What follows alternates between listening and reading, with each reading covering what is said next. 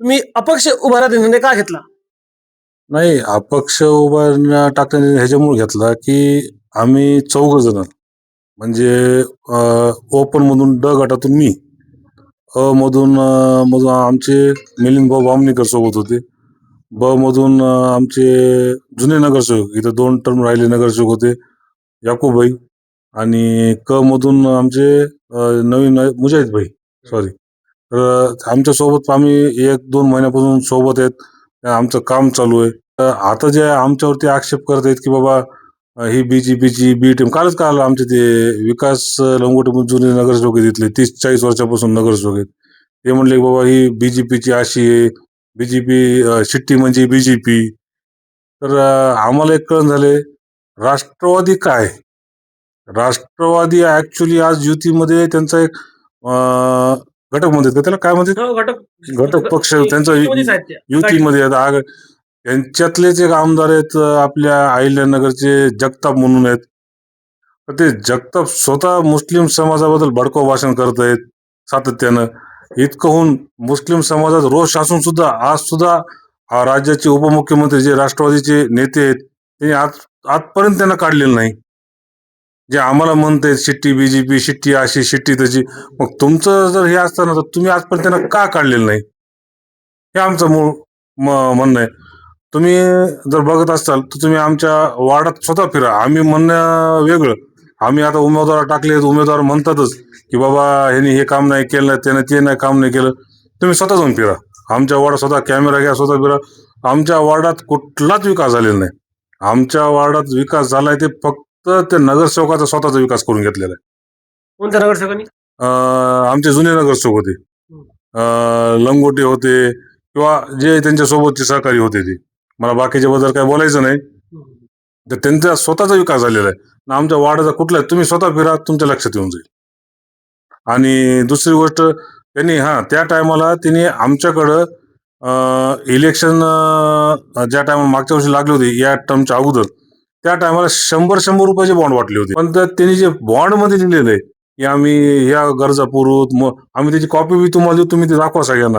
या 100 रुपये नोटरी बॉन्डवर, अरे बापरे, 100 रुपये नोटरी बॉन्ड दिले त्यांनी. केले काम त्यांनी? तुम्ही स्वतः बघा त्यातले कुठले कामं त्यांनी केली, काहीच कामं केलेली नाहीत त्यांनी. चक्क खोट आहे. फक्त आश्वासन दिलेत लोकांना. दरवर्षी असं काय तर चॉकलेट काढतात, कॅडबरी सारखं काय चॉकलेट द्यायचं, असं करतो. म्हणजे हे त्यांचं काम म्हणजे कसं आहे, स्वतःच पाऊस पडते, स्वतःच छत्री काढतात. हे अशी माणसं आहे ते. तर जनतेने ठरवावं की अशा लोकांना या पुन्हा निवडून द्यायचं का नाही. दुसरी गोष्ट, जर हे करायला गेलं की आमच्या इथं ह्याच्याकडे गेलतो आम्ही, तर आमचा रमाबाई आंबेडकर नगरचा एरिया आहे तिथले, तर तिथल्या काही लोकांकडून यांनी घरकुलाचे पैसे खाल्लेत. बापरे. घरकुलाचे, तुम्हाला घरकुल देतो, हे देतो म्हणून कोणाकडून 5-5 हजारानं, 6-6 हजारानं. तर एक असं आता कानावर आले की 3-4 दिवसाखाली त्यांनी ते पैसे वापस दिले म्हणून कानावर आले, निवडणुकीच्या तोंडावर. आज ते 30-40 वर्षापासून तिथले नगरसेवक आहेत. 30 म्हणतात, कोणी म्हणते 40 म्हणतात, कोणी म्हणतात 35 म्हणतात, जे असेल XYZ. पण नगरसेवक तुम्ही, तर तुमच्या घरासमोरचा रोड अजून झालेला नाही. त्यांच्या घरासमोरचा नगरसेवक 35 वर्षापासून रोड आहे, त्यांच्या घरासमोर रोड झालेला नाही. तर मला एक सांगा, ते मग बाकीच्या गावात काय रोड करणार. आणि दुसरी गोष्ट, आमच्या इथं तिथं संजय गांधी नगरचा एरिया आहे. संजय गांधी नगरच्या एरियामध्ये माग महानगरपालिकेनं नोटीस टाकल्या होत्या अतिक्रमण आम्ही ह्याची की पाडूत म्हणून. आता मला एक सांगा, तिथले लोक गरीब जनता आहे, गरीब जनता आमची काम करते, तिथले लोक कमवून हे करतात, त्या लोकांना नोटीस आले घर पाडण्याचं. मला सांगा, लोक तिथे 10-10, 20-20, 25-25, 50-50 वर्षापासून काय सांगते, घर पडतील का? तर नोटीस आल्यानंतर मग हे म्हणतात की बाबा संजय गांधी नगर आमचं पॉकेट मतदान आहे, असं आहे. आम्ही म्हणलं की असं होते. मग तुमचं जर पॉकेट मतदान आहे, हे आहे, तर तुम्ही तिथल्या लोकांकडून 8-8 हजार रुपये का घेतले? तुमचं काम होतं की त्या सगळ्या लोकांना धीर द्यायचा, सगळ्या लोकांना जाऊन, सगळ्या आम्ही तुम्हाला पैसे लावतो, तुम्ही ताण घेऊन नका, जे खर्च येईल.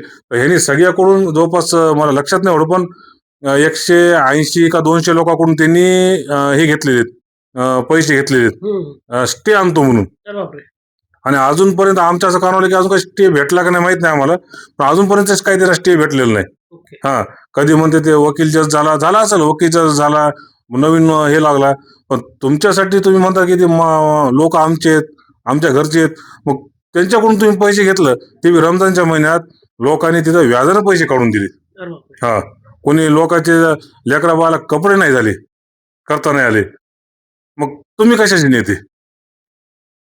जर तुम्ही लोकांसाठी ज्या टायमाला खरंच लोकांना त्यांची गरज होती, कारण माझ्याकडे तिथले लोक आलते, तर मी म्हणलं याला काही असं काही हे नसतंय, तुम्ही आपण कोर्टातून स्टे आणून देऊ. कारण असाच प्रकार आमच्या इथं सुद्धा झालता. आमच्या इथं आमच्या घरासमोर लाईन आहे, जवळपास 50-55 घर आहेत. त्यांना सुद्धा अशीच नोटीस आलती पाडायची. ओके. पण त्या टायमाला आम्हाला तर रुपया लागला नव्हता. मग इथं कसं काय इतके पैसे लागले? कारण कोणी म्हणते 15 लाख लागले, कोणी म्हणते 20 लाख लागले. अजून आम्हाला आकडा कळलेला नाही किती लागले. मग इतके पैसे लागले, तर पैसे गेले कुठं? ते वार्ड क्रमांक 13 मध्ये सगळा घोळ आहे. हा वार्ड क्रमांक 13 मधला सगळा घोर आहे. वार्ड क्रमांक 13 मधली जनता ही दुःखी आहे आणि नगरसेवक सगळ्यात सुखी आहे. नगरसेवकाचे घर बघा, आमच्या इथले नगरसेवकाचे घर बघा, लगेच तुम्हाला कळलं कोण सुखी आणि कोण दुःखी. तुम्हाला वाटत असेल आम्ही बोललं, तुम्ही स्वतः जाऊन बघणं, तेच तुम्हाला फरक कळून जाईल. तर आमची हीच इच्छा आहे इथल्या नगरवासियांना. आमचा आजचा पॅनल आहे, चांगला पॅनल आहे, सर्व सुशिक्षित लोक आहेत, सगळे सर्वांना तुम्ही भरघोस मताने शिट्टीवर हे दाबून प्रचंड मताने विजय करा. तुम्हाला कुठंच जायची गरज पडणार नाही. आम्ही 100% एक दिवस आमच्यासाठी द्या, 5 वर्ष आम्ही तुमच्यासाठी राहू. एवढे आम्ही तुम्हाला ग्वाही देतो.